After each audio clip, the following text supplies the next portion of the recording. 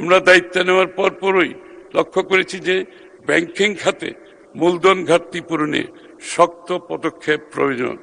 আমরা ব্যাংকিং খাতে সুশাসন ফিরিয়ে আনতে বদ্ধপরিকর। পাচার হওয়া অর্থ ফিরিয়ে আনা, আমরা ইতিমধ্যে আন্তর্জাতিক সংস্থাগুলোর সাথে যোগাযোগ শুরু রেখেছি, এই কাজ এগিয়ে চলছে। বিনিয়োগ, উৎপাদন, কর্মসংস্থান, ভোগ ও রাজস্বের স্বাভাবিক চক্রকে সচল করার মাধ্যমে আমাদের সরকার 2034 সালের মধ্যে বাংলাদেশকে একটি $1 ট্রিলিয়ন অর্থনীতিতে পরিণত করবে ইনশাআল্লাহ। মাননীয় স্পিকার, বর্তমান সরকার দক্ষ ঋণ ব্যবস্থাপনায় গুরুত্ব প্রদান করেছে। ঘাটতি অর্থায়নের বিকল্প ও সহজ শর্তের বৈদেশিক উৎস ও অভ্যন্তরীণ বন্ড বাজার উন্নয়ন গুরুত্ব সহকারে বিবেচনা করছে। ঘাটতি অর্থায়ন ও এর উৎসের মধ্যে সমন্বয় সাধনের মাধ্যমে ঋণ গ্রহণ ও ঋণের ঝুঁকি হ্রাসের দিকে নজর দিচ্ছে। উন্নয়ন প্রকল্পে রাজস্ব খাত হতে অর্থায়ন বাড়িয়ে ঋণ নির্ভরতা হ্রাস করা এবং জিডিপির উচ্চ প্রবৃদ্ধি অর্জনের মাধ্যমে ক্রমান্বয়ে ঋণ জিডিপি অনুপাত কমিয়ে আনা এবং ফিসক্যাল স্পেস তৈরির মাধ্যমে সরকারি আর্থিক ব্যবস্থাপনাকে টেকসই করবে। মধ্যমেয়াদী বাজেট ফ্রেমওয়ার্ক এবং মধ্যমেয়াদী সামষ্টিক অর্থনৈতিক ফ্রেমওয়ার্ক এর প্রণয়নে একটি ডাইনামিক ম্যাক্রো ফিসক্যাল মডেল উন্নয়ন করে $1 ট্রিলিয়ন অর্থনীতিতে রূপান্তরের বিশ্বাসযোগ্য বাস্তবায়ন উপযোগী প্রক্ষেপণ করে সে অনুযায়ী সেক্টরাল বরাদ্দ নিশ্চিত করা হবে। মাননীয় স্পিকার, সরকার আর্থিক খাতের সুশাসন নিশ্চিত করতে কেন্দ্রীয় ব্যাংকের আইনি কাঠামো সংস্কারের উদ্যোগ নিয়েছে। বাণিজ্যিক ব্যাংকের ব্যবস্থাপনা উন্নত করতে প্রয়োজনীয় পদক্ষেপ গ্রহণ করা হচ্ছে। আমরা দায়িত্ব নেওয়ার পরপরই লক্ষ্য করেছি যে ব্যাংকিং খাতে মূলধন ঘাটতি পূরণে শক্ত পদক্ষেপ প্রয়োজন। আমরা ব্যাংকিং খাতে সুশাসন ফিরিয়ে আনতে বদ্ধপরিকর, যা 2005-06 অর্থবছরে বিদ্যমান ছিল। মাননীয় স্পিকার, আমাদের শেষ সরকারের সময় আমাদের বর্তমান লক্ষ্য হল মূল্যস্ফীতি নিয়ন্ত্রণ, মূল্যস্ফীতি 5 থেকে 6% নামিয়ে আনা, যাতে সাধারণ মানুষের জীবনযাপন সহজতর হয়। রাজস্ব সংস্কার, আমরা করজাল বৃদ্ধি, কর ব্যবস্থাপনাকে আধুনিকায়ন, অটোমেশন করছি যাতে ঋণের নির্ভরতা কমে।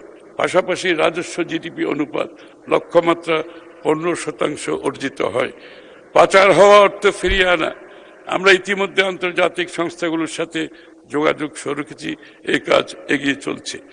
বিনিয়োগ বান্ধব পরিবেশ, আমরা এসএমই খাতকে গুরুত্ব দিচ্ছি এবং প্রকৃত জিডিপি বাড়াবে এবং উদ্যোক্তা ও কর্মসংস্থান সৃষ্টি করবে।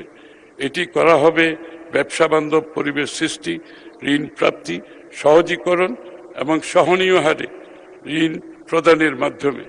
সামাজিক সুরক্ষা, শিক্ষা, স্বাস্থ্য সহ মানব সম্পদ উন্নয়ন খাতে ব্যয় বৃদ্ধি ও সামাজিক সুরক্ষার দক্ষ সম্প্রসারণ। মাননীয় স্পিকার, মূলধন গঠনে ব্যাংকিং খাতের পরিবর্তে পুঁজিবাজারকে গুরুত্ব দিয়ে প্রয়োজনীয় কাঠামোগত সংস্কারের বিষয়ে আমরা নির্বাচনী ইশতেহারে স্পষ্টভাবে দিক নির্দেশনা দিয়েছি, যা বাস্তবায়নে উদ্যোগ ইতিমধ্যে নেওয়া হচ্ছে।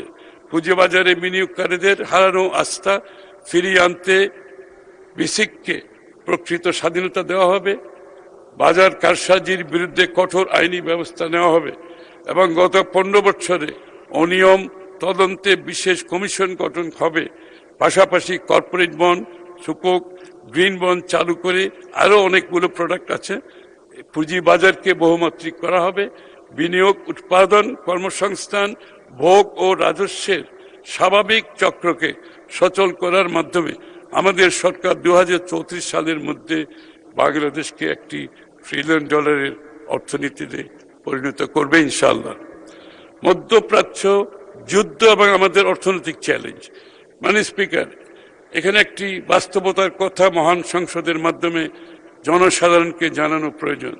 আমরা দায়িত্ব গ্রহণের মাত্র 10 দিনের মধ্যে মধ্যপ্রাচ্যে ইরান ইসরায়েল যুদ্ধ শুরু হয়েছে, যা বৈশ্বিক জ্বালানি বাজার সরবরাহ শৃঙ্খল এবং আন্তর্জাতিক বাণিজ্যে নতুন অনিশ্চয়তা তৈরি করেছে। জ্বালানি তেল ও এলএনজির মূল্য আন্তর্জাতিক বাজারে দ্বিগুণের বেশি বৃদ্ধি পেয়েছে। এর প্রভাবে সরকারকে চলতি অর্থ বছরের মার্চ-জুন সময়ে বিদ্যুৎ, জ্বালানি, এলএনজিতে নির্ধারিত ভর্তুকির অতিরিক্ত আরো প্রায় 36,000 কোটি টাকা প্রদান করতে হবে মাননীয় স্পিকার। এটি একদিকে যেমন সরকারের বাজেট ঘাটতি বাড়ানোর সম্ভাবনার দিকে যাবে, অন্যদিকে সমপরিমাণ প্রায় 3 বিলিয়ন মার্কিন ডলারের আমদানি মূল্য পরিশোধে বৈদেশিক মুদ্রা রিজার্ভের উপর প্রভাব ফেলবে। সরকার এই অপ্রত্যাশিত পরিস্থিতি মোকাবেলায় জনগণকে জ্বালানি ও বিদ্যুৎ ব্যবহারে সাশ্রয়ী হতে বেশ কিছু পদক্ষেপ গ্রহণ করেছে, সেটা আমি আর উল্লেখ করলাম না।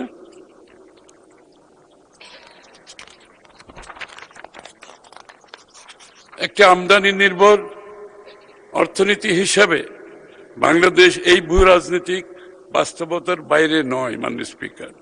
বৈশ্বিক বাজারে জ্বালানির উচ্চ মূল্যের কারণে সরকারের অতিরিক্ত ভর্তুকি প্রদানের প্রয়োজন হলেও জনগণের কষ্টের কথা মাথায় রেখে সরকার এখনো পর্যন্ত মূল্য সমন্বয় না করে পূর্বের মূল্যই বহাল রেখেছে মাননীয় স্পিকার। এই প্রতিকূল বৈশ্বিক পরিবেশের মধ্যে আমাদের অর্থনীতিকে সামনে এগিয়ে নিতে হবে এবং আমরা এই চ্যালেঞ্জ মোকাবেলায় প্রস্তুত ইনশাআল্লাহ মাননীয় স্পিকার। আমরা অর্থনীতির বিভিন্ন ক্ষেত্রে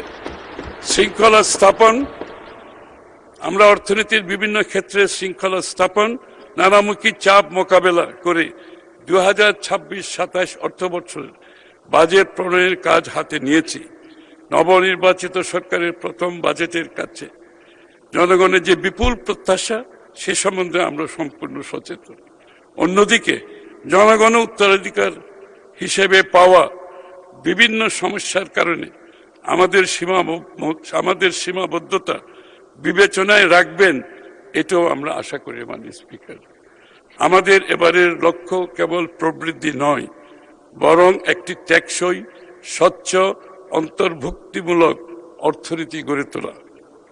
মাননীয় স্পিকার, শহীদ রাষ্ট্রপতি জিয়া রহমানের হাত ধরে জনগণের প্রত্যাশা পূরণের প্ল্যাটফর্ম হিসাবে জনমানুষের দল বাংলাদেশ জাতীয়তাবাদী দল এদেশে বহুদলীয় গণতন্ত্রের প্রবর্তন করে এবং অর্থনৈতিক মুক্তির পথে যাত্রা শুরু করে।